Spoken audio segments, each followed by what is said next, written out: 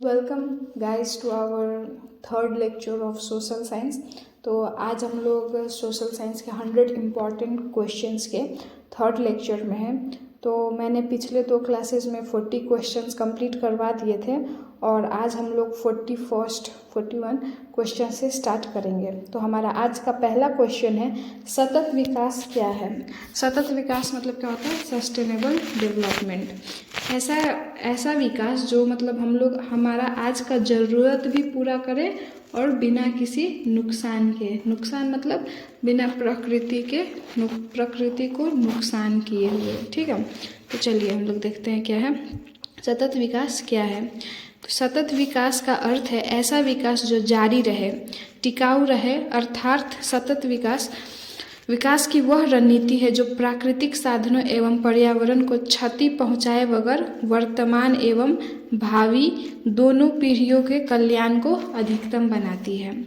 Woodland आयोग ने सतत विकास के बारे में बताया है, विकास की वह प्रक्रिया जिसमें वर्तमान की आवश्यकताएं बिना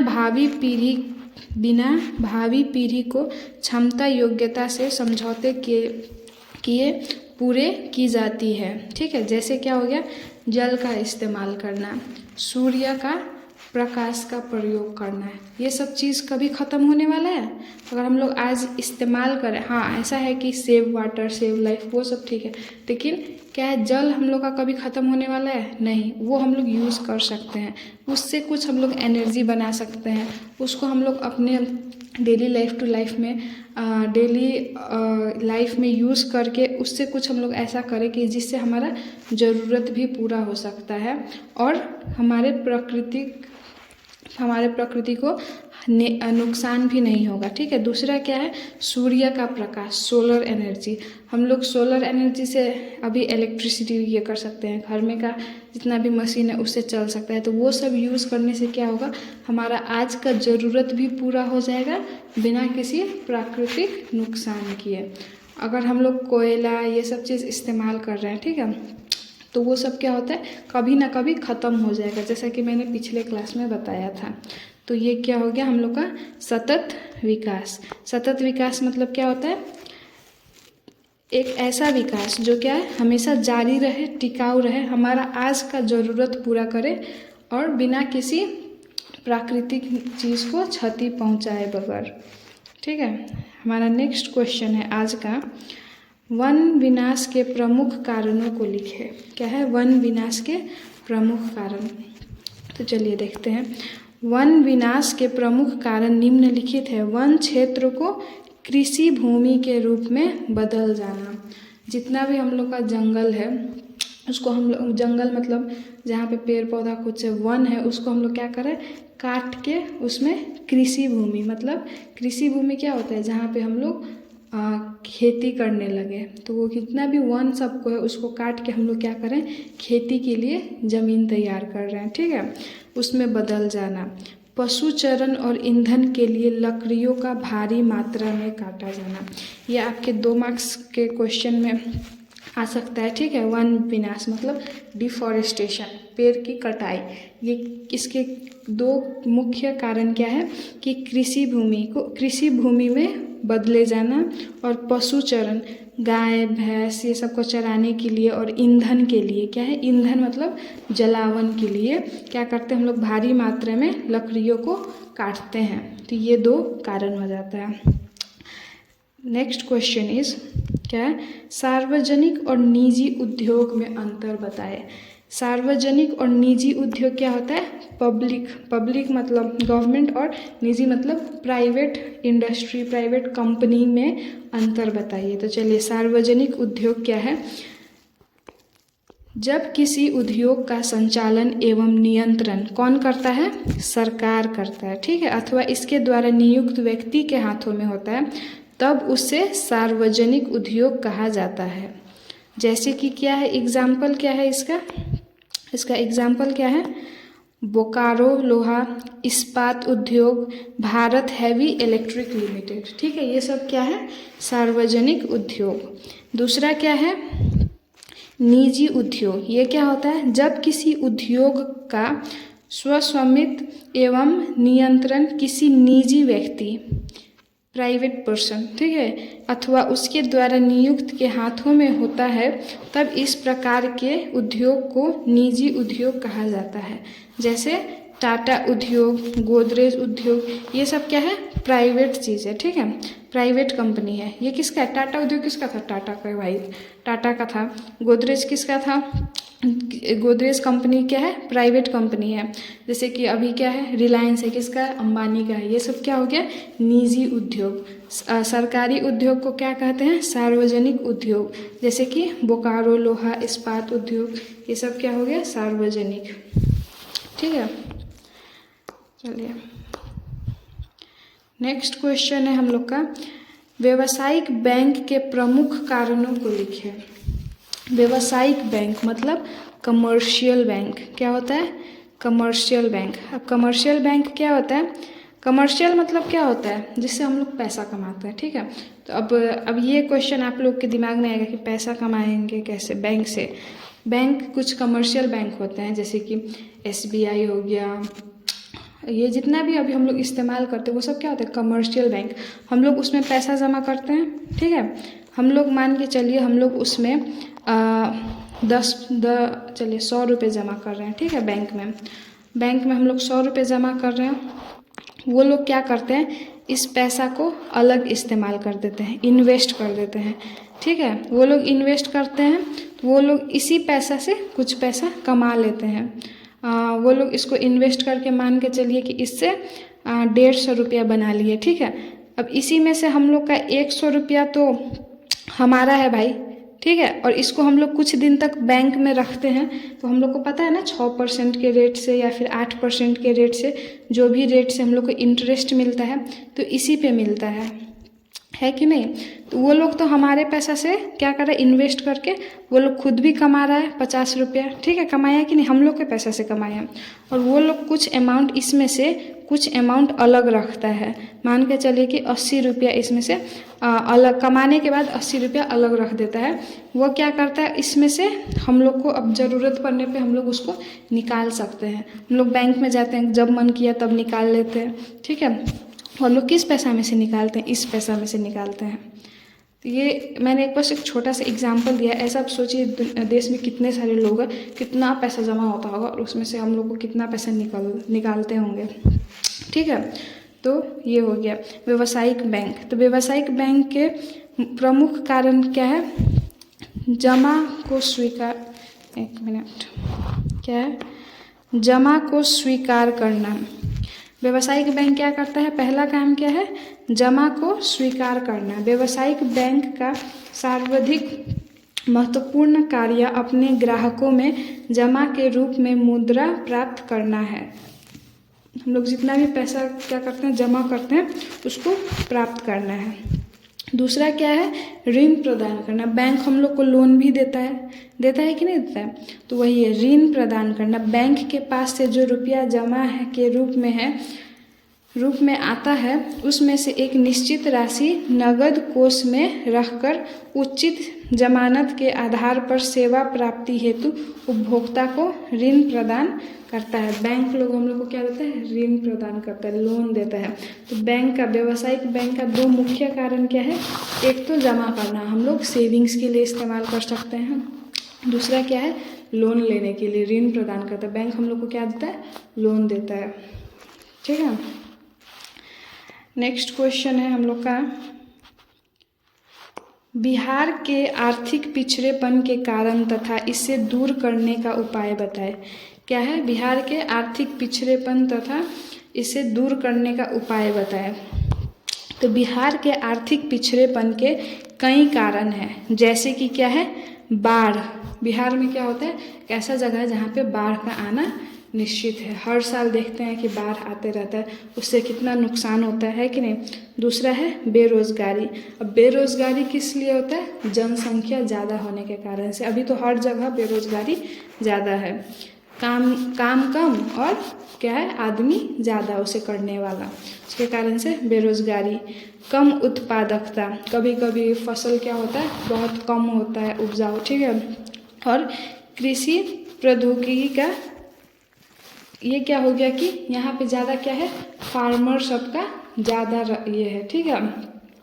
यहाँ पे बिहार में क्या है, फार्मर सब ज़्यादा हैं, बिजनेस करने वाले ये सब बहुत कम हैं, ठीक है। तो इस कारण से क्या है, बिहार में आर्थिक पिछड़ेपन। अब इनके कारणों को दूर करने के निम्नलिखित उपाय क्या है, जनसंख्या पर नियंत्रण। क्या कर सकते हैं हम लोग, अपना पॉपुलेशन कम कर सकते हैं, उस पर कंट्रोल रखना चाहिए। बाढ़ पर नियंत्रण, बाढ़ को कंट्रोल करना पड़ेगा। और उद्योगों का विकास, ये क्या है, बिजनेस करना चाहिए, ठीक है। तो इसको हम लोग कैसे याद रखेंगे, देखिए पहले क्या है, बाढ़, बाढ़ का क्या है, बाढ़ पर नियंत्रण, कारण और इसका उपाय, ठीक है। फिर दूसरा क्या है, दूसरा है बेरोजगारी, बेरोजगारी का क्या हो सकता है, जनसंख्या पर नियंत्रण। फिर है उसके बाद में कृषि प्रौद्योगिकी, इसका क्या हो सकता है, उद्योगों का विकास, ठीक है। तो ये तीनों मैंने 3 अलग अलग कलर से कर दिया। ये क्या है, बिहार का पिछड़ेपन का कारण है और उसका उपाय है, ठीक है। चलिए हमारा नेक्स्ट क्वेश्चन है, संघीय शासन की 2 विशेषताओं का वर्णन करें। पहले तो संघीय शासन क्या होता है, एक ऐसा शासन, एक ऐसा रूल जहाँ पे क्या होता है, सरकार, जैसे कि हम लोग का केंद्रीय सरकार, केंद्रीय सरकार, ठीक है, और राज्य सरकार दोनों काम करते हैं, केंद्रीय और राज्य सरकार दोनों काम करते हैं, तो उसको क्या बोलते हैं, संघीय शासन। संघीय शासन की 2 विशेषताएं निम्नलिखित है। क्या है, संघीय शासन व्यवस्था में सरकार 2 स्तर में कार्यरत और अपने अपने कार्यों के लिए लोगों के प्रति उत्तरदायी होते हैं। इनमें क्या होता है कि सरकार 2 स्तर पे होता है, एक क्या होता है केंद्रीय, दूसरा होता है राज्य, ठीक है। उस दोनों स्तर पे रहते हैं और वो लोग अपना अपना काम, केंद्रीय का अपना काम होता है और क्या होता है, राज्य सरकार का अपना काम के उत्तरदायी होते हैं वो लोग। संघीय शासन व्यवस्था के अंतर्गत नागरिकों की पहचान एवं निष्ठाएं होती है। और संघीय शासन में क्या होता है, नागरिकों की पहचान कैसे होता है, राज्य के हिसाब से, जैसे कि अपने अपने राज्य की, अलग अलग राज्यों की, वहाँ के लोगों की अलग अलग क्या होती है, अपनी अपनी पहचान होती है। निष्ठाएं मतलब क्या होता है, लॉयलिटी, ठीक है। चलिए हमारा नेक्स्ट क्वेश्चन है, क्वेश्चन नंबर 47। तो क्या है, शहरों ने किन नई समस्याओं को जन्म दिया है। शहर में क्या समस्याएं होती है, क्या है, शहरों में कई तरह की नई समस्याओं को जन्म दिया है, जैसे कि आवास की समस्या, आवास मतलब रहने का समस्या, बेरोजगारी की समस्या, बेरोजगारी मतलब अनएम्प्लॉयमेंट, पर्यावरण प्रदूषण, एनवायरनमेंट पोल्यूशन, शहरी गरीबी, गरीबी को भी क्या हुआ है, गरीबी को भी जन्म दिया है, अपराध, कोई क्राइम करना, यातायात की समस्या, ट्रांसपोर्टेशन की समस्या, गाड़ी का दिक्कत, ट्रैफिक जाम, ये सब क्या है, समस्या ही है ना। भीड़ भाड़, भगदड़, ये सब भीड़ भाड़ और भगदड़ अलग अलग होता है, लेकिन भीड़ भाड़ जगह में ही भगदड़ होता है, ठीक है। कचरा निपटान की समस्या, अभी कितना पोल्यूशन होता है, कचरा सब होता है, जिसके कारण से क्या होता है, कचरा के समस्या भी होता है। और ये सब कारण, इसका मेन कारण क्या है, पॉपुलेशन, जनसंख्या बढ़ने के कारण से ही इतना कचरा होता है और इसको मैनेज नहीं कर पाते हैं, तो ये क्या हो गया, एक समस्या हो गया। सार्वजनिक स्वास्थ्य सेवाओं की कमी, अब इतना पॉपुलेशन है तो health centre, government health centre खुल रहे हैं पब्लिक के लिए, फ्री में, फ्री प्राइवेट कुछ भी रहे, लेकिन उसकी भी कमी है, ठीक है। तो ये सब हो गया, शहरों ने किन नई समस्याओं को जन्म दिया है, तो ये सब हो गया समस्या। ये सब आप लोग खुद भी लिख सकते हैं, एक बार रीडिंग रहेगा तो हाँ दिमाग में रहेगा कि ये सब चीज़ें लिखना है। आवास, बेरोजगारी, पर्यावरण, शहरी गरीबी, अपराध, ठीक है, यातायात की समस्या, भीड़ भाड़, कचरा निपटान की समस्या, सार्वजनिक स्वास्थ्य सेवाओं की कमी। Our next question is question number 48। क्या है, आर्थिक संकट से आप क्या समझते हैं? आर्थिक मतलब क्या होता है? पैसों वाला चीज़, पैसा से रिलेटेड, उससे संकट मतलब आर्थिक संकट मतलब पैसों की दिक्कत, ये से आप क्या समझना, चलिए इसको देखते हैं। आर्थिक संकट का मतलब है पैसे से जुड़ी समस्याएं या परिसंपत्तियों की कीमतों में भारी गिरावट। आर्थिक संकट के कई प्रभाव हो सकते हैं। अब आर्थिक संकट से क्या क्या हो सकता है, जैसे कि आय में कमी, इनकम की कमी, हम लोग कम कमा रहे हैं, कम पैसा मिल रहा है, बेरोजगारी बढ़ना, आय में कमी, बेरोजगारी बढ़ना। अच्छा, इसका जो जितना भी आंसर है ऊपर मैंने बताया, सबका मेन कारण क्या है? बेरोजगारी। तो आप लोग एक दिमाग में रख सकते हैं कि ऐसा रिलेटेड क्वेश्चन आएगा तो उसमें क्या है? बेरोजगारी, आय, इसी सब चीज़ से रिलेटेड ही आंसर होगा, ठीक है। आर्थिक गतिविधि में कमी। आर्थिक संकट मतलब क्या होता है? पैसों से जुड़ी समस्याएं। उसमें जैसे कि क्या हो सकता है? भारी गिरावट हो सकता है। किस चीज़ों में? आय की कमी, इनकम, हम लोग जो काम कर रहे हैं उसका हम लोग को जो पैसा मिल रहा है वो कम मिल रहा है, ठीक है। बेरोजगारी बढ़ना, अनएम्प्लॉयमेंट होना, लोगों का काम से निकल जाना। जैसे कि ऐसा सब कब हुआ था? कोरोना के टाइम में हुआ था, ठीक है। ऐसा सब आय में कमी, लोगों को क्या बोल रहा था? पैसा कम मिल रहा था, बेरोजगारी बढ़ रहा था, लोग को ऑफिस से निकाला जा रहा था, कुछ सेलेक्टिव लोग को ही रखा जा रहा था, जितना मतलब, क्योंकि पैसा का कमी था, सबको पैसा कहाँ से देंगे, तो उसके कारण से सबको ऑफिस से भी निकाल दिया, जॉब से निकाल दिया जा रहा था। तो कब उस समय क्या हुआ? बेरोजगारी बढ़ रहा था, ठीक है। ये सब चीज़ें आर्थिक संकट हो गया। हमारा नेक्स्ट क्वेश्चन है, पांडुलिपि क्या है? क्या उपयोगिता है? इसकी क्या उपयोगिता है? अब पांडुलिपि क्या होता है? इसको इंग्लिश में बोलते हैं मैन्यूस्क्रिप्ट्स। तो छापा खाना से पहले, प्रिंटिंग प्रेस, ठीक है। अभी हम लोग का बुक छपाई होता है, ये सब होता है, उससे पहले भोजपत्र या हाथ से बने कागज, क्या है? भोजपत्र या हाथ से बने कागज, कागज पर हाथ से सुंदर अक्षरों में लिखकर पुस्तक तैयार की जाती थी। ये क्या होते थे? हाथ से बने कागज पर या भोजपत्र पर पुस्तक तैयार किए जाते थे। इन्हें ही क्या कहते हैं? पांडुलिपि कहते हैं। इनके किनारों की सुंदर रंगीन चित्र से सुसज्जित किया जाता है। क्या किया जाता है? सुसज्जित किया जाता है। इनके पन्नों को सिलकर जिल्द चढ़ा दी जाती थी, जिससे वे सुरक्षित रहती थी। पांडुलिपि बनाने की विधि कठिन और महंगी थी। क्या था? कठिन भी था, महंगा भी था।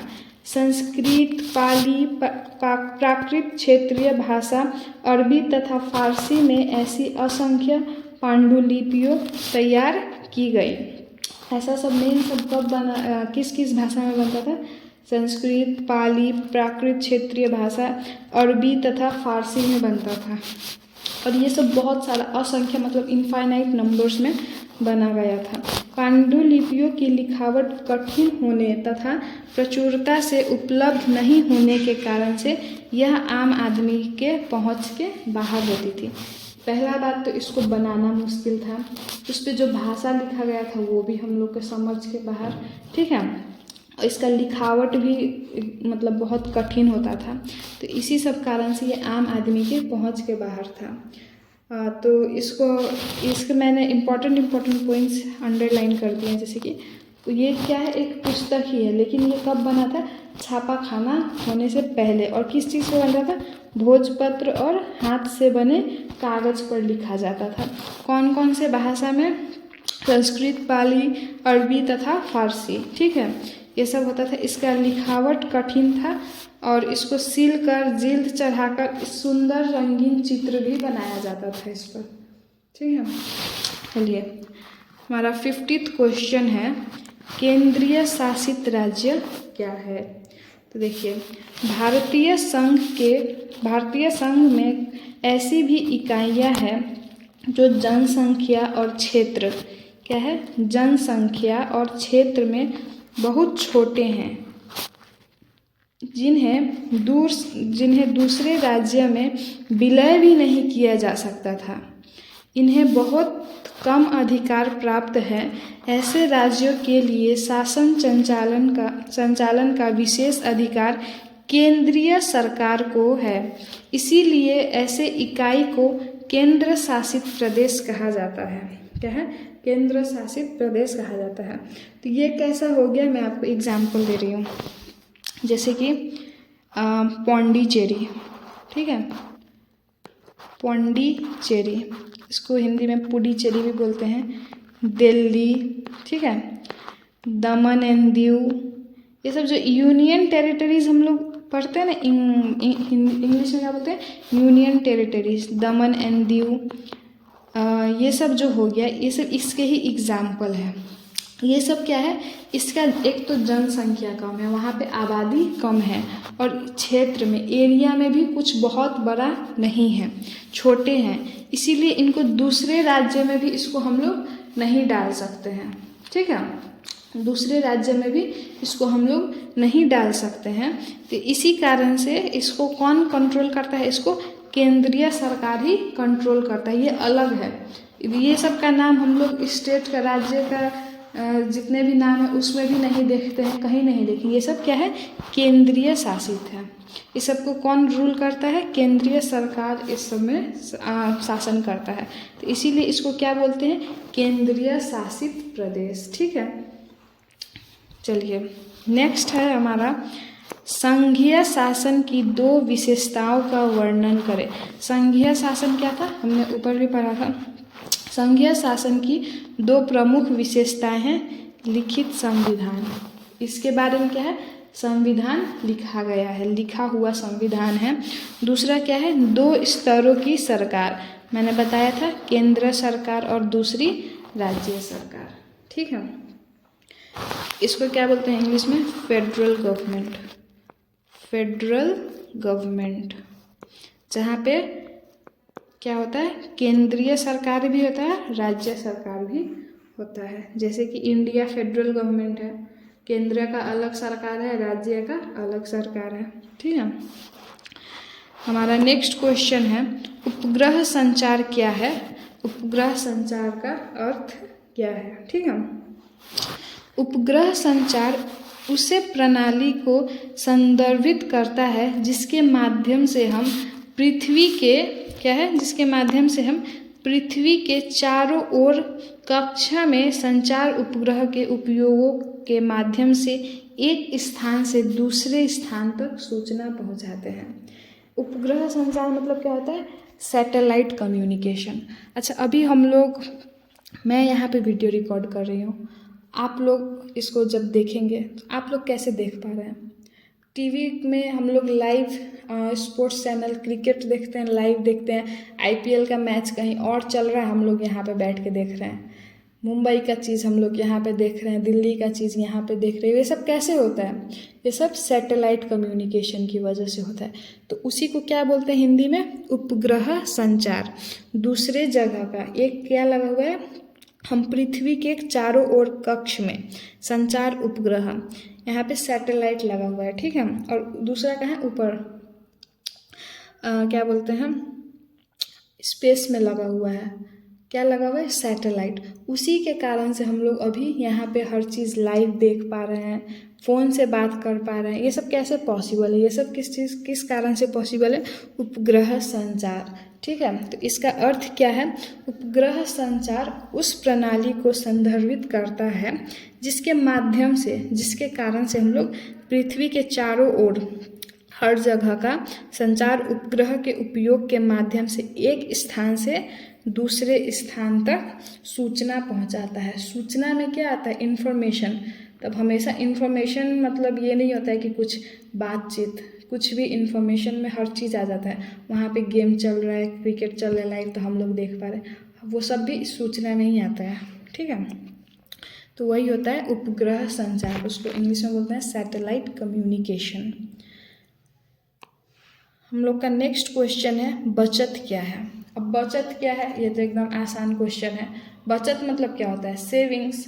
हम महीना में 20,000 रुपया कमा रहे हैं, उसमें से मैंने 5,000 रुपया बचा लिया और सब 15,000 मेरा इधर उधर का खर्चा। जो 5,000 मेरा पैसा बच रहा है वो क्या है, मेरा बचत है। तो यहाँ पे क्या है, बचत क्या है, बचत आय का वह भाग है जिसे वर्तमान में उपभोग नहीं किया जाता है। ठीक है, उसके बाद में अपना उदाहरण दे दीजिए। उदाहरण के लिए यदि किसी व्यक्ति की मासिक आय 25,000 है, जिसमें से वह 20,000 वस्तुओं या सेवाओं के उपभोग पर खर्च करता है और 5,000 बचा लेता है, तो उसकी बचत क्या है?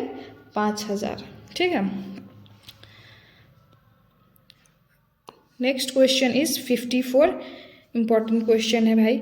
चंपारण सत्याग्रह के बारे में बताए। हिस्ट्री में जो 5 मार्क्स का क्वेश्चन आता है उस सब में आ सकता है। ठीक है, तो भारत में चंपारण क्या है? चंपारण सत्याग्रह के बारे में बताइए। तो चलिए देखते हैं। भारत में सत्याग्रह का पहला प्रयोग महात्मा गांधी ने चंपारण में किया था। ठीक है, चंपारण सत्याग्रह अप्रैल 1917 में बिहार के चंपारण जिले में हुआ था। कहाँ हुआ था? बिहार के चंपारण जिले में हुआ था। यह किसानों को 3 कठिया प्रणाली के अंतर्गत नील की खेती करने के बाध्य करते थे। इसमें क्या था कि उनको अपना 20 भाग में से 3 भाग क्या करना होता था? उसमें नील की खेती। नील क्या होता है? नील पता है ना क्या होता है? जो हम लोग नील ब्लू कलर का इस्तेमाल करते हैं, कलर होता है एक प्रकार का। ठीक है, नील, उसकी खेती करने के लिए कहता था। ये कब हुआ करता था? अंग्रेज लोग थे उस समय। ठीक है, 1917 में अंग्रेज लोग क्या करते थे? यहाँ के लोगों को फोर्स करते थे कि तुमको भाई करना है। ठीक है, अपना 20 भाग में जितना भी खेती है उसका 20 भाग का 3 भाग में नील की खेती करनी है। और यहाँ का क्या था? किसान लोग वो नहीं करना चाहते, क्योंकि नील की खेती करने से क्या होता था? उनका जो मिट्टी में जो नमी होता था वो सूखा हो जाता था, मिट्टी खराब हो जाता था। ठीक है, वो खेती करने से इसीलिए वो लोग खेती नहीं करना चाहते थे और उसका पैसा भी अच्छा नहीं मिलता था। मेन कारण यही है। ठीक है, तो इस व्यवस्था के द्वारा किसानों को अपनी सबसे अच्छी उपजाऊ भूमि के 3/20 भाग पर नील की खेती करनी होती थी। किसान नील उपजाना नहीं चाहते थे क्योंकि इससे जमीन की उर्वरता कम हो जाती थी। किसानों को उपज की उचित मूल्य भी नहीं मिलता था। इन्हीं बातों को लेकर, यही सब के कारण से क्या हुआ था? महात्मा गांधी ने 1918 में चंपारण एग्रीयर और कानून पारित कर नील का अत्याचार रोक दिया। ठीक है, नील का अत्याचार रोक दिया एवं 3 कठिया प्रणाली भी समाप्त हो गई। नील का तो रोपना बंद ही हो गया और 3 कठिया, मतलब उसको 3 कठिया प्रणाली भी कहते थे कि 20 भाग में से 3 भाग को नील रोपना था, तो वो भी ख़त्म हो गया। ठीक है, ये कब ख़त्म हुआ? 1918 में। और स्टार्ट कब हुआ था? अप्रैल 1917 में। किसने स्टार्ट किया था? महात्मा गांधी ने। चंपारण कहाँ है? बिहार का एक जिला है। ठीक है, इसका आंसर आप लोग पॉइंट में भी लिख सकते हैं। अच्छा, मैं आप लोगों को क्या बोलता है कि एसएसटी में सोशल साइंस में पेपर प्रेजेंटेशन के बारे में भी एक वीडियो बना के अपलोड कर दूँगी, आप लोग प्लीज़ उसे देख लीजिएगा।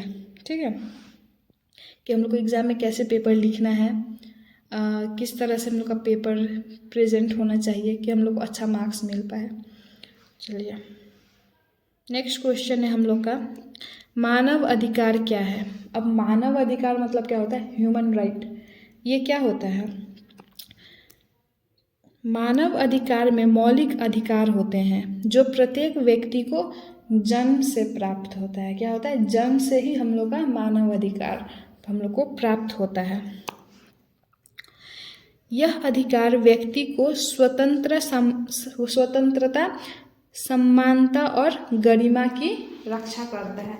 यह क्या होता है? ये क्या करता है? हम लोग की स्वतंत्रता, हम लोग की इंडिपेंडेंस, हम लोग का समानता से और हम लोग की गरिमा सबकी क्या करता है? रक्षा करता है। तो मानव अधिकारों का उद्देश्य सभी लोगों को बिना किसी भेदभाव के समान अवसर और सम्मान प्रदान करना है। महत्वपूर्ण, ये सब क्या है? हम लोग का महत्वपूर्ण अधिकार है। तो हम लोग का 7 अधिकार होता है। ठीक है, 7 अधिकार होता है। उसका लिस्ट क्या है? पहला क्या है? जीवन और स्वतंत्रता का अधिकार। क्या है, जीवन और स्वतंत्रता का अधिकार। हर व्यक्ति को जीने और स्वतंत्र रहने का अधिकार है, ठीक है। दूसरा है सम्मानता का अधिकार। हर व्यक्ति को क्या है, इज्जत से रहने का अधिकार है। किसी भी धर्म, जाति, लिंग, भाषा आदि के आधार पर उसको हर तरह का सम्मान, अधिकार प्राप्त है। तीसरा है स्वतंत्रता का अधिकार। प्रत्येक व्यक्ति को अभिव्यक्ति, विचार और धर्म की स्वतंत्रता है। कोई भी इंसान को क्या है, अपना विचार रखने का, अपना धर्म मानने का, ये सब का क्या है, अधिकार है। उनको स्वतंत्रता का अधिकार है। चौथा है शिक्षा का अधिकार। सभी को शिक्षा प्राप्त करने का भी अधिकार है। क्या है, सभी को शिक्षा प्राप्त करने का भी अधिकार है। इसका मतलब क्या होता है, अभी एक रूल भी है, क्या था कि 6 साल से लेके 14 साल के बच्चों को पढ़ाना ज़रूरी है। अगर उससे नीचे का एज का, उसके बीच का एज का कोई भी बच्चा मजदूरी करते हुए दिखा तो उन पर हम लोग केस फाइल कर सकते हैं, ठीक है। तो ये किसके अंडर आता है, राइट टू एजुकेशन, मतलब शिक्षा का अधिकार। पांचवा क्या है, न्याय का अधिकार। सभी को निष्पक्ष न्याय पाने का भी अधिकार है। किसी को हम लोग ये नहीं बोल सकते हैं कि भाई नहीं, तू गरीब है, तुझको न्याय नहीं मिलेगा, ऐसा नहीं हो सकता है। सबको न्याय पाने का अधिकार भी है। छठा है शोषण के विरुद्ध अधिकार। किसी भी प्रकार को जबरदस्ती, बंधुआ मजदूरी और बाल श्रम पर प्रतिबंध है। कोई भी हम लोगों से ज़बरदस्ती काम करवा रहा है, मार पीट कुछ करके, ठीक है, तो वो सब नहीं हो सकता है। हम लोग उसके विरोध में जा सकते हैं। क्या है, शोषण के विरोध अधिकार। सातवां है सांस्कृतिक और धर्म का अधिकार। हर व्यक्ति को अपनी संस्कृति, अपना कल्चर, धर्म के अनुसार जीवन जीने का अधिकार है, ठीक है। ये है 7 ह्यूमन राइट्स।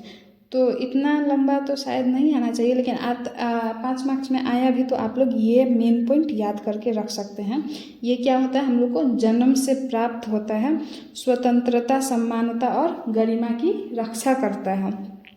ये हम लोग को बिना किसी भेदभाव के सम्मान, अवसर और सम्मान प्रदान करता है, ठीक है। ये क्या है, मानव अधिकार। हम लोग का 56वां क्वेश्चन है, निजीकरण से आप क्या समझते हैं।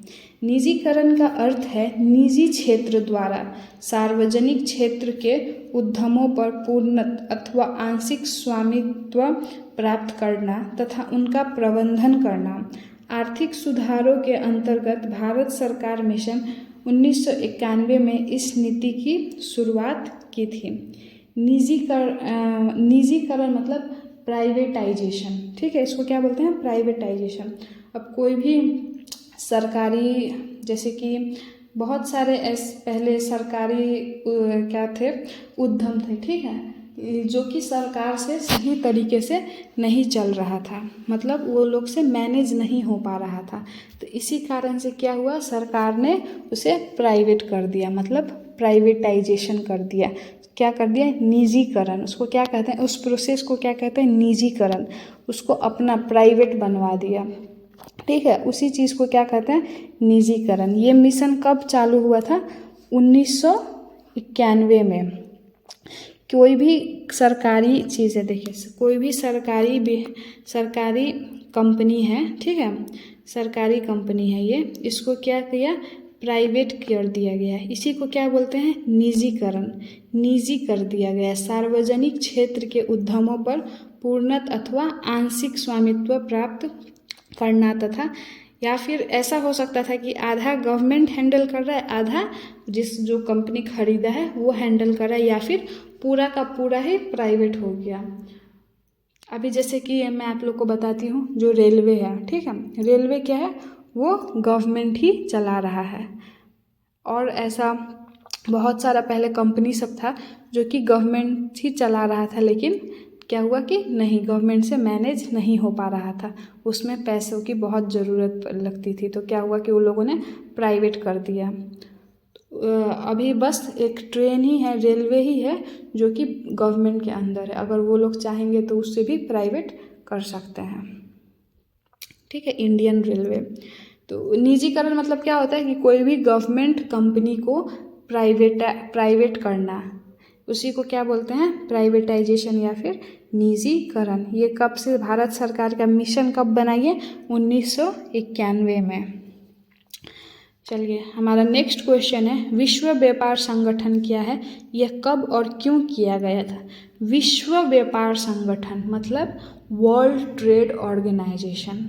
व्यापार से समझ रहे हैं आप लोग, बिजनेस। यह कब और क्यों किया गया। विश्व व्यापार संगठन की स्थापना 1 जनवरी 1995 में हुई थी। यह एक अंतर सरकारी संगठन है।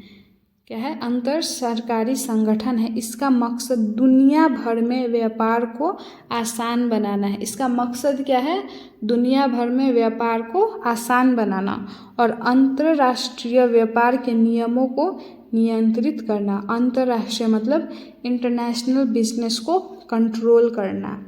इसका मकसद क्या है, दुनिया भर के व्यापार को आसान बनाना और इंटरनेशनल अंतर्राष्ट्रीय व्यापार के नियमों को कंट्रोल करना। वर्ल्ड ट्रेड ऑर्गेनाइजेशन, ठीक है, विश्व व्यापार संगठन। ये कब और क्यों किया गया था, कब किया गया था, 1 जनवरी 1995 में। क्यों किया गया था, दुनिया में व्यापार को आसान बनाने के लिए और अंतर्राष्ट्रीय व्यापार के नियमों को नियंत्रित करने के लिए। चलिए हमारा नेक्स्ट क्वेश्चन है, आर्थिक अपराध क्या है। आर्थिक अपराध वित्तीय या व्यावसायिक लाभ के लिए किए जाने वाले अपराध होते हैं। इनमें धोखाधड़ी, क्या है, धोखाधड़ी, भ्रष्टाचार, धन शोधन, बौद्धिक संपदा अपराध और पर्यावरण अपराध शामिल है। आर्थिक अपराध क्या है, पैसों के लिए कोई क्राइम करना। तो उसमें क्या होता है, क्या अपना व्यावसायिक लाभ के लिए, पर्सनल प्रॉफिट के लिए क्या करते हैं लोग, धोखाधड़ी करते हैं। भ्रष्टाचार, सरकारी कर्मचारी कुछ लोग होते हैं, या फिर क्या होता है जहाँ पे पैसा नहीं लगता है वहाँ पे भी हम लोग से घूस लिया जाता है, क्या होता है, भ्रष्टाचार। ठीक है, तो वो सब क्या हो गया, आर्थिक अपराध। हम लोग का आज का सेकेंड लास्ट क्वेश्चन है, सांप्रदायिक सद्भाव के लिए आप क्या करेंगे। भारत में विभिन्न धर्मों के लोग निवास करते हैं। सांप्रदायिक सद्भाव के लिए विभिन्न धर्म जैसे हिंदू, मुसलमान, सिख, ईसाई, फारसी लोगों के दिल में यह भावना होना चाहिए कि हम सभी भारतवासी हैं। हम सभी क्या है, भारतवासी। सांप्रदायिक सद्भाव में क्या होता है कि हम सभी, हमारे देश में कितने अलग अलग जाति धर्म के लोग रहते हैं, इन सब में क्या होना चाहिए कि हम लोग भारतवासी हैं। हम लोग में अलग अलग है, इसका क्या होना चाहिए, मन में ये नहीं होना चाहिए कि हम सब अलग अलग हैं। क्या होना चाहिए कि हम लोग एक हैं, हम लोग सब भारतवासी हैं। हमारा देश सबसे ऊपर है, सर्वोपरि है, और हम सबको मिलजुल कर रहना है और हर त्योहार के अवसर पर एक दूसरे के साथ मिलकर रहना है। हर त्योहार को मिलजुल कर मनाना है। यही क्या है, सांप्रदायिक सद्भाव। ठीक है, और आज का हमारा लास्ट क्वेश्चन है, उपनिवेशवाद से क्या समझते हैं। उपनिवेशवाद मतलब कम्युनलिज्म। ठीक है, किसी एक भौगोलिक क्षेत्र के लोगों द्वारा किसी दूसरे भौगोलिक क्षेत्र में उपनिवेश स्थापित करना और यह मान्यता रखना कि यह एक अच्छा काम है। चलिए मैं आपको एग्जांपल देती हूँ। ठीक है, कम्युनलिज्म क्या होता है कि अब जैसे कि ब्रिटिश लोग आए, ठीक है, ब्रिटिश लोग आए इंग्लैंड से, वो लोग का जाति धर्म हम लोग से कुछ मैच कर रहा था, नहीं। वो लोग आए यहाँ पे, वो लोग ऑब्वियसली क्रिश्चियन थे, ठीक है, मैक्सिमम तो क्रिश्चियन यहाँ पे आए इंडिया में क्या किए, वो लोग अपना एक कम्युनिटी बनाए और यहाँ के लोगों को भी क्या किए कि भाई तुम लोग हम लोग के जैसे क्रिश्चियन बनो। क्या बनो, हम लोग के जैसे क्रिश्चियन बनो। और वो लोगों को लगता था कि हम लोग भाई अच्छा काम कर रहे हैं, तो वही क्या हुआ कि एक भौगोलिक क्षेत्र, वो लोग वहाँ से आए, यहाँ दूसरे भौगोलिक इंडिया में आके एक तो रहने लगे, उपनिवेश स्थापित करने लगे, और हम लोगों को भी बताने लगे कि भाई तुम लोग क्रिश्चियन, जीसस, ये सब के बारे में अच्छा चीज़ है। वो लोग हम लोगों को भी उनके धर्म में शामिल करना चाहते थे, और उन लोगों को ये लगता है कि उन लोगों को क्या मतलब, ऐसा जो कम्युनिटी है उसको लगता है कि हम लोग एक अच्छा काम कर रहे हैं। तो ये सब चीज़ क्या चीज़ में आ जाता है, उपनिवेशवाद में, कम्युनलिज्म। ठीक है, तो आज का हमारा बस इतना ही था क्लास। हम लोगों ने 60 क्वेश्चंस कंप्लीट कर लिया और 40 क्वेश्चंस बचे हैं जो कि कल परसों में कंप्लीट हो जाएगा। और मैं आप लोगों का, हाँ मैंने क्या बोला था कि मैंने आपके लिए एक नया सेशन ला रही हूँ जिसमें क्या करेंगे हम लोग, पिछले पास्ट ईयर क्वेश्चंस के MCQ। ठीक है, 2025 में एग्ज़ाम है हम लोग का, ये हम लोग का एग्ज़ाम का सेशन है। 2024, 2023, ठीक है, 2022, 2021 और 2020, ये 5 साल का क्वेश्चन पेपर का MCQ, और वो क्वेश्चन पेपर भी हम लोग चेक करेंगे उसमें कैसा कैसा क्वेश्चन आया है। ठीक है, क्वेश्चन पेपर सॉल्व करेंगे। ठीक है, तो हम लोग का ये ख़त्म होने के बाद में हम लोग ये देखते हैं, या फिर मैं कल से ये भी डालना शुरू कर दूँगी। ठीक है, तो guys please like the channel, subscribe the channel, और आपको कुछ और करवाना है तो please comment in the comment section. और थैंक यू वेरी मच।